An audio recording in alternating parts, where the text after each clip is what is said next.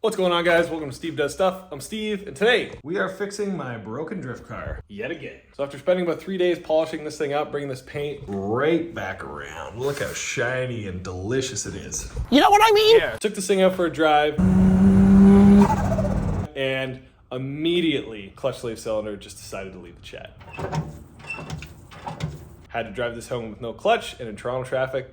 That is a challenge that I would not encourage anyone to do. So I had to bring this thing back. I put it up on the stands, and because it's on the stands, I thought this would be a great time to address another issue that I've been having with this car, which is a pretty solid on and off throttle clunk in the rear end. So I've had this thing on the stands before, chased it down, and I believe the problem is some absolutely smashed upper control arm bushings on the rear axle of this thing. Here's what it looks like on and off throttle.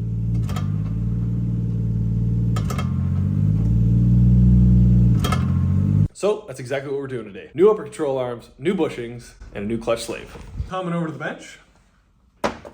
These are my new upper control arm bushings that I have to put into the axle. And these are some very beefy, very sexy looking upper control arms from BMR. Only bad thing that I did not realize about these damn upper control arm bushings is on a Foxbody, these bushings from the factory, they're rubber obviously, they're not poly. They are in like a thin metal case. And you have to reuse the case for this bushing, which means you have to remove the old rubber without destroying it. Now, I'm pretty good at removing things, but I'm not so great at not breaking them. So that is gonna be a challenge. So let's start off with something easy. Let's replace the clutch slave cylinder. This is the old one. It was just kind of, it is for a 300ZX because don't forget, this is a Z32 trans. So we're gonna mock this up on the trans, get some fluid in it, bleed it, and just pray to God that the pressure plate isn't so strong that it's pushing fluid past the slave, because then we're really screwed. So let's get to it. This is gonna be challenging for a few reasons. Test one. Do the threads fit into this guy? This is not looking good already. Jesus. Okay, so that might work, that might not work. Boy, oh boy, that was touch and go for a hot minute there. So in order to get this thing on, I measured it. It is the exact same in every dimension. The only problem was this guy right here, basically close that flex joint, had to undo this from this adapter, take it out, monkey around with it a whole bunch, and then I was on the other side of the car. I did about 100 laps back and forth trying to pump and bleed this clutch, and it is finally bled. Engagement is actually really nice and high in it now, which is cool. So we'll see if this thing actually lasts. I'll give you some action on the engagement here. Clutch in, clutch out. And ironically, that is like enough to disengage that clutch. Doesn't take much. So now that I got this guy sorted out, I'm gonna clean up my mess under here to, a semi-reasonable spot. Crank down this bleeder screw, make sure he doesn't go anywhere. And then, time to start on the rear. So we are going to be replacing, you know what? I'll get this exhaust out of the way. It'll be a lot easier to see and work.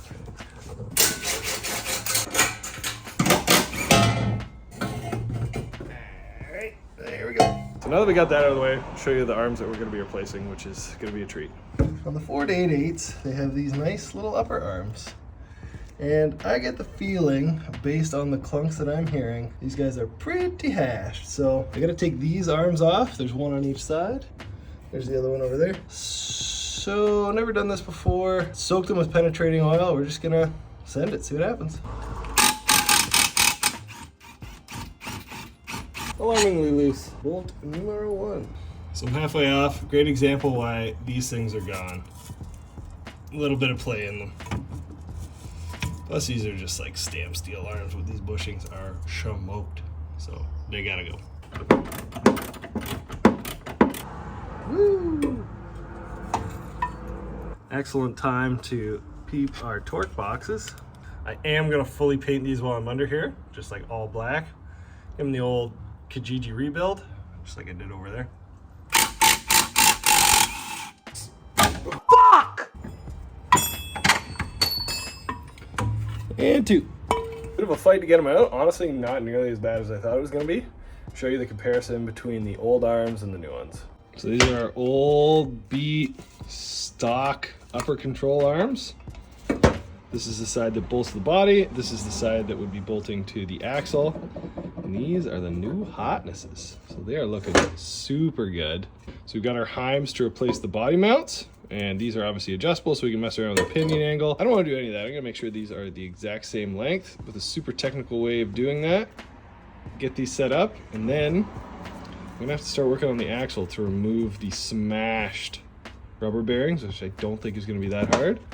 So I can't believe this is working right now. You know, you go online, you see those videos where you're like, oh, just put the drill bit in and it'll walk the bushing out. I've tried that, it's never worked. I always burn them out, but I don't want to because there's a bomb in my face of a fuel tank. I tried it just for shits. I can't believe it's working. You gotta check this out. This works. This would be the most impressive thing I've ever done. What the fuck? Oh, I broke the drill bit. Yeah, you smack it right through. I think it's doing something. Let's keep doing it.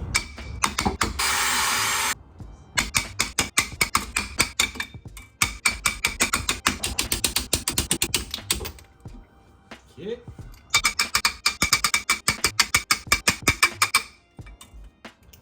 And there we go. All right, we're gonna see if we can make magic happen again. Look at how smashed these things are though. They are donezo. So hopefully we're gonna get a lot less axle deflection under acceleration with these guys out. Let's see if we can make this drill bit trick work on this side.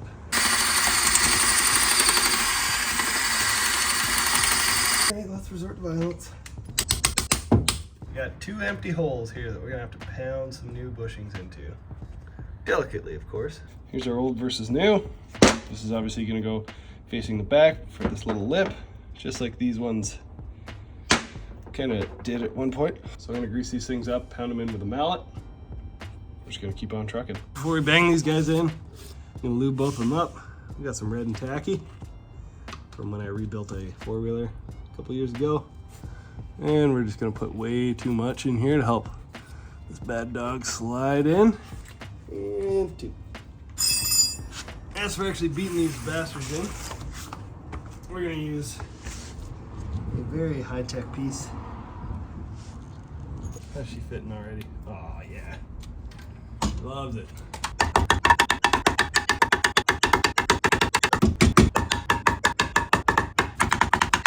That's good. Calling it. Okay. That's 100% in.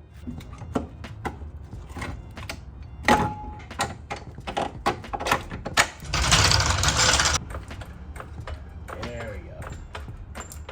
Look how much better you are now. Okay. Looking. Hey, not bad, honestly.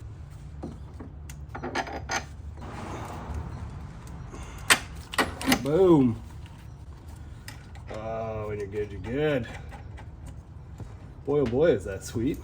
We are staring from underneath the differential. Here's driver's side. And then here is passenger side. Bolted up pretty nicely, but was a bit of a dangle to try and get this differential kind of lined up properly.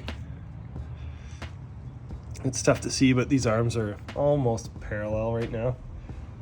So you can see the far side over there, not really. These don't have too much of an angle on them right now, so we're gonna put the differential up and down just to check the pinion on it. That's fully loaded. I don't know if that's good or bad. Let's see if pinion angle changes when I drop the clutch.